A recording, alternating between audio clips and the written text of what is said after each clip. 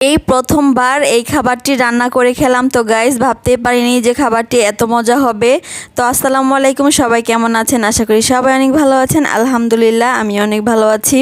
তো যেই খাবারের কথা বলছি তো পুরো ভিডিওটা দেখতে থাকুন, আশা করি সবারই অনেক ভালো লাগবে। আমি প্রথমে চুলাতে একটা কড়াই বসিয়ে দিলাম, তাতে পরিমাণ মতো তেল আর তাতে দিয়ে দিলাম পেঁয়াজ কুচি আর সাথে দিয়ে দিচ্ছি আস্ত এলাচ, দারচিনি, তেজপাতা। তো সবগুলো যখন হালকা ভাজা হয়ে যাবে তখন দিয়ে দিচ্ছি পরিমাণ মতো পানি।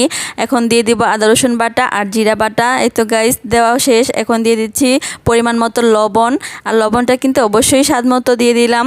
আর এখন দিয়ে দিচ্ছি গুঁড়া মশলা, দিয়ে দিচ্ছি মরিচের গুঁড়ো, হলুদের গুঁড়ো, ধনিয়ার গুঁড়ো। তো গাইস সবগুলো মশলা একসাথে ভালো করে মিশিয়ে নিব। আর এর মধ্যে কিন্তু আমি অবশ্যই একটা মশলা ইউজ করব, সেটা হচ্ছে মাংসের মশলা। এটা দিলে কিন্তু অনেক টেস্টি হয়। আর এই তো গাইস আমার মশলাটা কিন্তু একেবারেই কষানো হয়ে গেছে, সুন্দর একটা গ্রান আসছে আর সেই সাথে কিন্তু মশলার ভিতর থেকে তেল বেরিয়ে আসছে। তো আমি এখন ধুয়ে রাখা মুরগির মাংসটা দিয়ে দিচ্ছি, আর এটা হচ্ছে দেশি মুরগির মাংস। এখন মাংসটা ভালো করে কষানোর জন্য ঢাকনা দিয়ে ঢেকে দিলাম। আর গাইস একপাশে কিন্তু আমি ঢেঁড়স ভাজি করছি, তাই ঢেঁড়স ভাজিটা নাড়াচাড়া দিয়ে দিচ্ছি যাতে পুড়ে না যায়। তো গাইস যে উপকরণটা দিয়ে রান্না করব সেটাই এখন ধুয়ে নিব। তো গাইস দেখতেই পাচ্ছেন এটা হচ্ছে পটল, আর এই পটল দিয়েই কিন্তু আজকে এই দেশি মুরগিটা রান্না করব। তো আমি প্রথমে পটলগুলো ছিলে পিস পিস করে কেটে নিয়েছি আর এখন ধুয়ে নিলাম। আর এই ফাঁকে কিন্তু আমার ঢেঁড়স ভাজিটা রান্না হয়ে গেছে, আমি চুলাটা বন্ধ করে ঢেকে দিলাম। তো গাইস এইদিকে কিন্তু আমার মাংসটা মোটামুটি কষানো হয়ে গেছে, আমি একটু নাড়াচাড়া দিয়ে নিচ্ছি। আর এখন ধুয়ে রাখা পটলগুলো দিয়ে দিব। তো গাইস আমি কখনো এইভাবে রান্না করে খাইনি, আজকে প্রথম রান্না করছি, তাই ভাবলাম রান্নাটা আপনাদের সাথে শেয়ার করি। তো আপনারা কে কে এইভাবে রান্না করে খেয়েছেন অবশ্যই কিন্তু কমেন্টস করে জানাবেন। আমার কিন্তু এটা প্রথম রান্না করা। আর এইদিকে আমি মাংসর সাথে পটলগুলো ভালো করে মিশিয়ে নিচ্ছি আর এখন ঢাকনা দিয়ে ঢেকে দিলাম। তো গাইস একটু পরে এসে দেখি পটল আর মাংস একেবারেই সিদ্ধ হয়ে গেছে।